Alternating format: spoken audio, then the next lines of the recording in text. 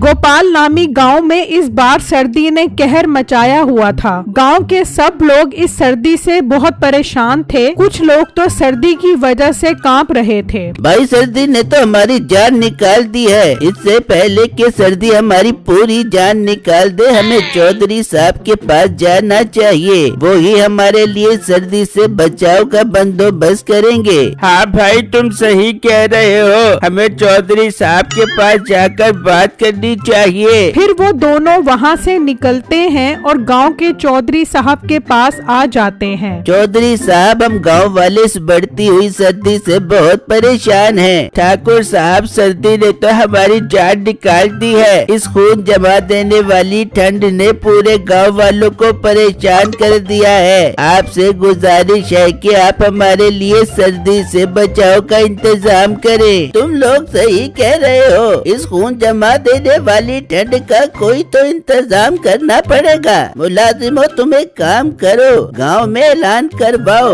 जो कोई भी गांव वालों को सर्दी से बचाने के लिए अच्छा इंतजाम करेगा, उसे मैं पूरे 1 लाख रुपए इनाम दूंगा। ठीक है ठाकुर साहब, हम आज ही गाँव में ऐलान करवाते हैं। फिर वो दोनों आदमी वहाँ से चले जाते हैं और मुलाजिम भी गांव में ऐलान करने के लिए निकल जाते हैं।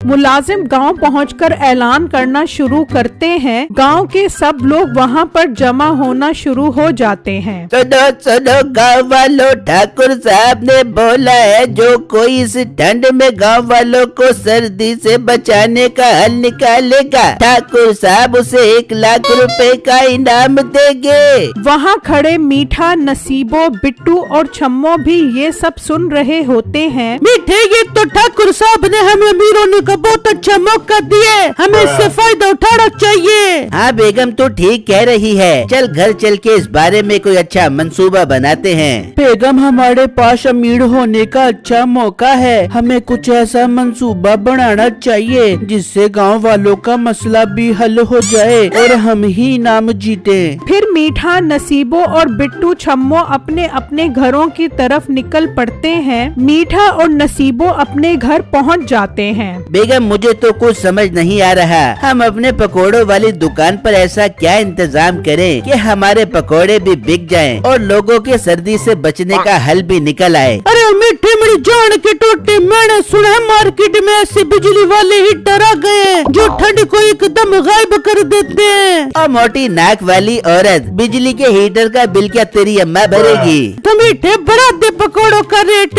इससे बिजली का बिल भी निकल जाएगा और हम इनाम जीतने में कामयाब हो जाएंगे। वाह बेगम, क्या खूब चलता है तेरा दिमाग। जबकि दूसरी तरफ बिट्टू और छम्मो भी मंसूबा बना रहे होते हैं। बिट्टू जी, आपने क्या सोचा है कि हम अपनी चाय वाली दुकान पर ऐसा क्या इंतजाम करें जिससे लोग ठंड से भी बच सके और हमारी गर्मा गर्म चाय के भी मजे ले पाए? बेगम, मैंने सोच लिया है, हम लोगों को सर्दी से बचाने के लिए लकड़ियाँ जलाएंगे ताकि लोगों को सर्दी से बचाया जा सके और अपनी गजायत वाली चाय भी पिलाई जा सके। फिर अगला दिन होता है। मीठा अपनी दुकान पर बिजली का हीटर लगा देता है। आ जाओ गाँव वालों, मैंने सर्दी का तोड़ निकाल लिया है। आ जाओ मेरी दुकान से पकोड़े खा जाओ और सर्दी से निजात पा जाओ। बाप बेटा, तूने तो वाकई अपनी दुकान गर्म की हुई है। आज तो तेरी दुकान से गर्मा गर्म पकोड़े और वो भी गर्म माहौल में खाने का मजा आ जाएगा।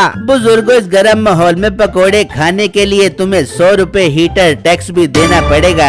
बेटा, मेरे पास पकोड़े खाने के पैसे बड़ी मुश्किल से पूरे हो रहे हैं और तू 100 रुपए हीटर टैक्स मांग रहा है। मुझे नहीं खाने तेरे पकोड़े, मैं जा रहा हूँ बिट्टू की दुकान पर चाय पीने। फिर वो बुजुर्ग वहाँ से चला जाता है। जबकि दूसरी तरफ बिट्टू और छम्मो अपनी दुकान में लकड़ियाँ जलाने की कोशिश कर रहे होते हैं। बेगम, ये क्या हो गया? लकड़ियाँ क्यों नहीं जल रही? लकड़ियाँ जलाने की कोशिश कर के तो मेरी हालत खराब हो गई है। बिट्टू जी, आप हिम्मत मत हारे, लकड़ियों में थोड़ी नमी है, इसीलिए चलने में थोड़ा वक्त वक्त लग रहा है। बिट्टू लकड़ियाँ जलाने की कोशिश जारी रखता है तो अचानक लकड़ियों से धुआं निकलना शुरू हो जाता है। जबकि दूसरी तरफ मीठा और नसीबों की दुकान पर जो ग्राहक आता है पैसे सुनकर वो वापस चला जाता है। बेगम ये तो हर कोई हमारा रेट सुनकर भाग रहा है। मुझे लगता है हमें हीटर टैक्स खत्म कर देना चाहिए। इससे हमें कुछ नुकसान तो होगा पर हम 1 लाख रुपए का इनाम जरूर जीतेंगे।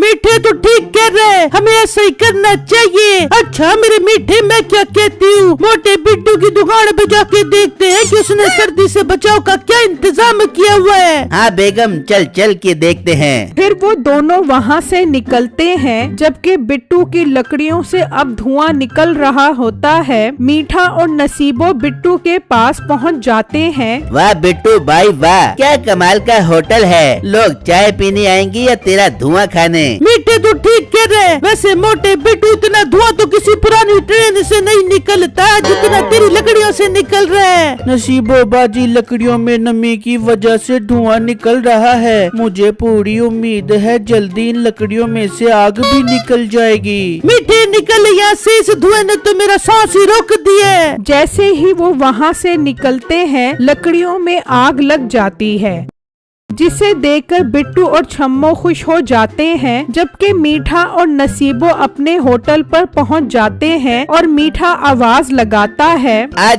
जाओ गांव वालों, गर्मा गर्म पकोड़े खाने और अब से हीटर टैक्स भी माफ। मीठे की ये बात सुनकर गांव वाले मीठे की दुकान पर आना शुरू हो जाते हैं और यूं मीठे की दुकान पर ग्राहकों का रश लग जाता है। जबकि बिट्टू की दुकान पर कोई ग्राहक नहीं आता। बेगम आज तो हमारे पास कोई ग्राहक ही नहीं आ रहा। अगर शाम तक कोई ग्राहक न आया तो हमें आज भी भूखा सोना पड़ेगा।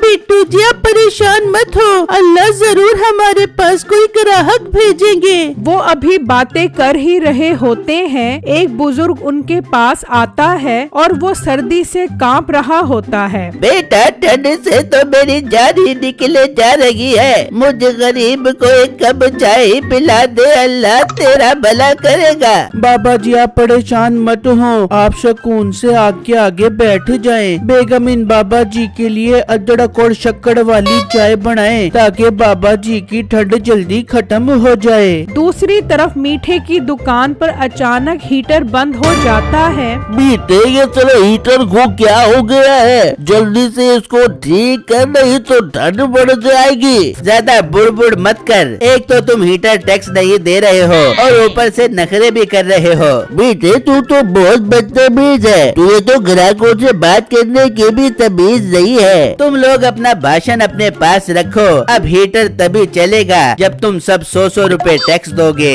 अब नहीं देना कोई टैक्स टूक्स, हम जा रहे हैं बिट्टू की दुकान पर चाय पीने। फिर वो सब वहाँ से चले जाते हैं। तभी चौधरी मीठे की दुकान पर जायजा लेने आता है तो देखता है कि मीठे की दुकान पर कोई ग्राहक नहीं होता और ठंड भी बहुत ज्यादा होती है। मीठे तुम्हारी कारकर्दगी तो बहुत खराब लग रही है, ना तुम्हारी दुकान पर कोई ग्राहक है और ना ही ठंड से बचने का कोई इंतजाम। नहीं चौधरी साहब, हमने ठंड से बचाव के लिए हीटर लगाया हुआ है। फिर ये हीटर चल क्यों नहीं रहा?